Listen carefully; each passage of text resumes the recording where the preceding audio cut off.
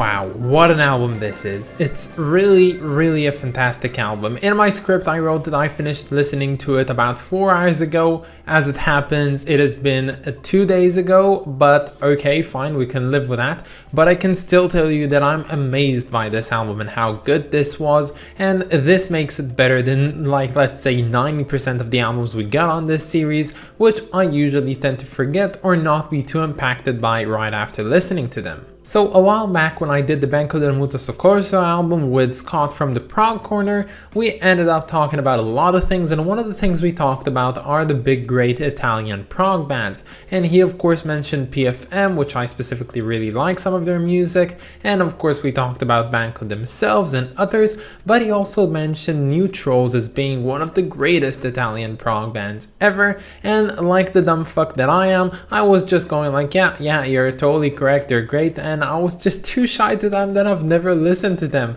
So Scott, if you're watching this video, and you might probably be watching it right now, I'm sorry, I don't know them. I have no idea why did I tell you I did.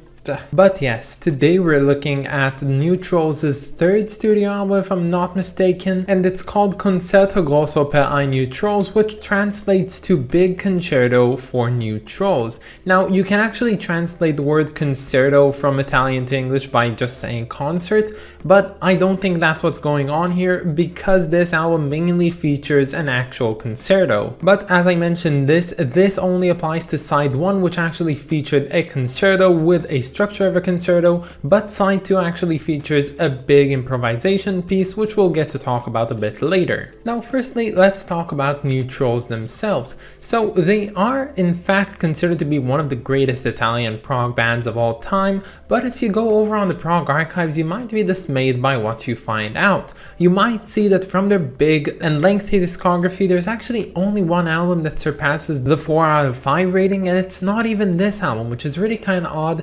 And alongside that, there's so many albums by theirs that have really low ratings, and I don't know what to think about that, because this album has been great, and I am only assuming that a lot of their other works are also great, but maybe they're just not really liked by many people. Maybe they're just some sort of an acquired taste by many people, and maybe just some of them never acquire that taste. So from a point of interest, I'd like to know that anyone watching this video and actually knows some of their discography, tell me what do you think is their best album, because I'm really looking forward to listening to more of them, but looking at the Prog archives, I really can't get a good reflection of what is good and what is bad that they made. Now, Neutrals themselves actually founded in 1967, which actually makes them one of the earlier bands on this list in particular, and they released this album in 1971, a very thriving year for prog, but would still not be as thriving as 1972 or 73. And this is the first of 3 concertos they've made so far, so they have this first concerto, then they have the second, the third,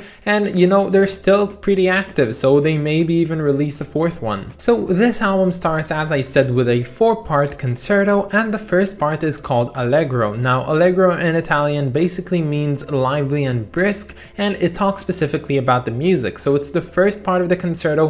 It's very lively, it's very exciting, it really gets you into the heap of things, and it's definitely what they're doing on here. They combine rock music with classical music, like not even classical instruments, actual classical music, in a way that not even ELO or Renaissance have been able to do. And it actually had me quite conflicting, because while my ears were basically melting from the string sections that were going along in the music, I also really enjoyed the heavier rock parts in there as well. And their combination of both rock and classical music was just mind-blowing to me. Like, honestly, I have no idea how they managed to perfect this combination so greatly. And if you thought this first part was amazing, just wait until you listen to Vittorio Del Scasli's flute playing on here.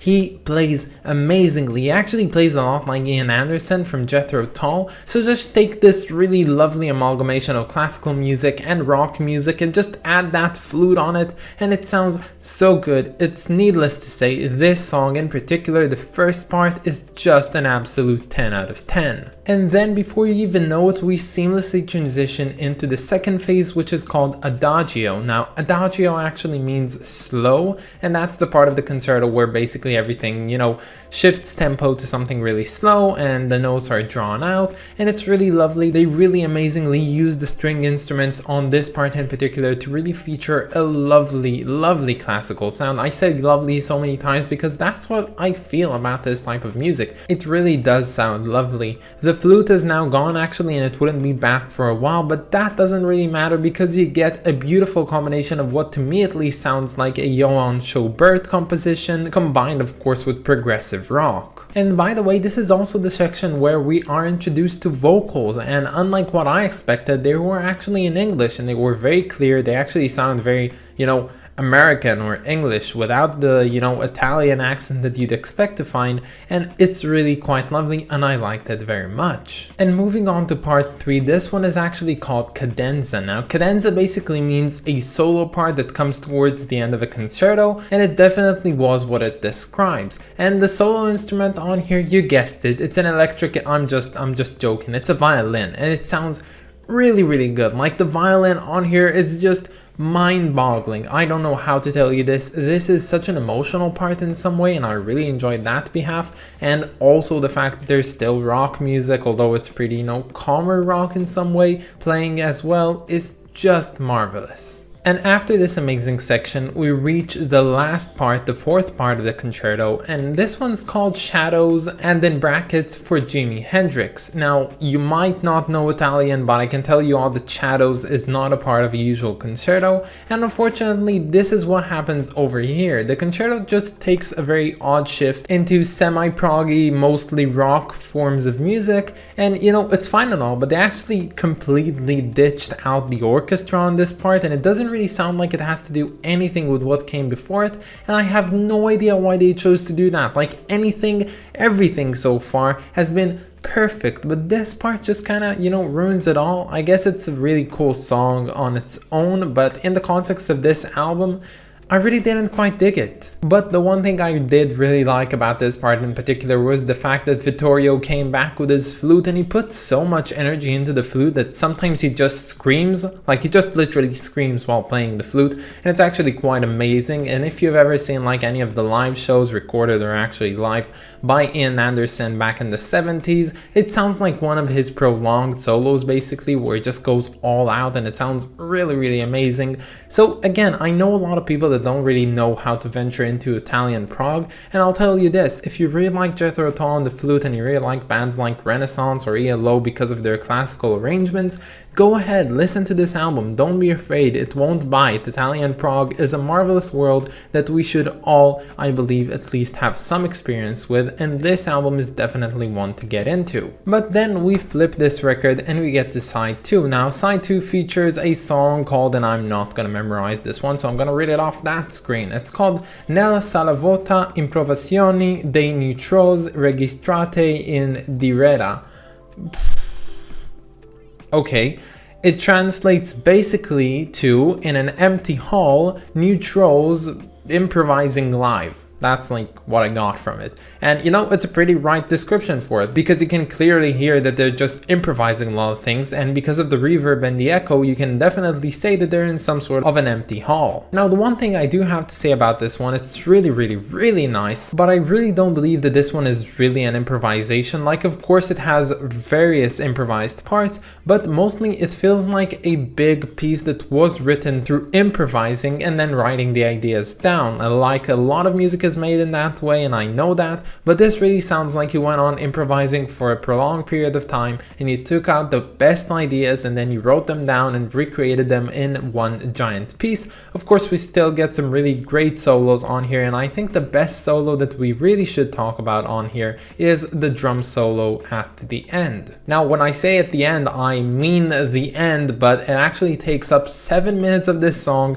and this song is only 20 minutes long. Now, you know how many times I listen to albums on here where I just tell myself, oh my god, if the drummer just went into a solo right now, I would give this one a 10 out of 10. I don't care what happens, I'd give this one a 10 out of 10. And it never seems to happen. We don't ever get to see any drum solos on here, and if we do get to see them, you know, they're too short to be very substantial in any way. But here they went full out on the drums. I think the name of the drummer is Gianni Bellini. I just checked, it's Gianni Belleno, but he plays amazingly on here. He goes all out, he plays fast, he plays slow, he plays the fills, he plays whatever. I don't know how to play drums, but I do know that what I've heard is amazing, and I don't think that this is my favorite song, but honestly this drum solo really wants me to come back and listen to it over and over again. Well, the drum solo doesn't want me to come back. I don't want to come back for the drum solo. And you might be the person that doesn't really like drum solos and like 7-minute drum solos, and I totally get that, but I do think that you should really go ahead and give this particular track a listen, because other than that, it has so many interesting ideas in it. There's like shorter solos on there, everyone's playing their best, and I really do like this song, despite it technically being a filler like the last song on Liquid Tension Experiment number 1. It does fill up the space at the end, but it does so masterfully that I honestly don't care. And this would actually be my conclusion for this album. If you've somehow gone through your entire life until this very point and you haven't listened to this album already, I suggest that you just stop everything. You can even stop this video, I wouldn't mind honestly, and go ahead and give Concerto Grosso per I Neutrals a listen, because it is so good. I really enjoyed it, and I highly encourage anyone who doesn't know it, or even, you know, do know it, just go ahead and listen to it, because it's really fun to listen to. So this is a really cool cover, and one of the reasons I really like it is because of its color usage. This one you're seeing next to me looks more pink than purple, although I do know that the original version is mostly purple, but I just found this version on Google which had the highest resolution and I had to use it. But I know that there's another version of it being mostly purple, a very deep and rich type of purple, which I personally really liked, but I also like this lighter one. There's something about this cover that's really non-suggestive about this one being a progressive rock album. Like, it feels like one of those covers for you know, a synth cover for an original classical piece that was made like sometimes in the late 70s or 80s. But you know what, I really like it, and it does hinder to me to some sort of combination between classical music and some new idea which you don't exactly quite know what it is. And you know, I really like this cover. Despite it not being the most memorable piece of art ever, I think that it really does serve its case very well, and I like it representing the music found on here. So I'll tell you the rating in just a second, but I do want to tell you the 2 main points that would make this album not a perfect album. So the first one is the 4th piece on the Concerto. I didn't really like it all that much considering what came before it. It was definitely a lackluster, and I have no idea why they switched up this, orchestral idea into something that was basically just rock, and if so, why did you include it as a part of the concerto? At least I could have said that I liked the concerto from start to finish, but it just didn't happen, so that's one thing. Again, it's not a bad song, it's just one thing. And the second thing is kind of related. Why not include the orchestra in the big improvisation piece? Like, honestly, if there's one thing that could have made that big piece even better, it would have been the orchestra. I get that it's a live piece, I know that, but sometimes I feel like bands should really be striving for perfection at all costs, and this is one of those cases where I would really love to see that. But yeah, all in all, this album is really close to perfect, but of course it is not for the reasons I've just mentioned, so it's getting a rating of 9 out of 10. But that's about it, guys. I hope you enjoyed this video, and stay tuned for tomorrow because we're going to be listening to This Was by Jethro Tull, their debut album. I of course want to thank my lovely supporter over on Patreon, so thank you so much to Clay Walnum, you are the best, and if any of you want to support me over on Patreon, you can find the link down in the description or in my about page. But that's about it, guys. Have a wonderful day, and I'll catch you all tomorrow. Bye, guys.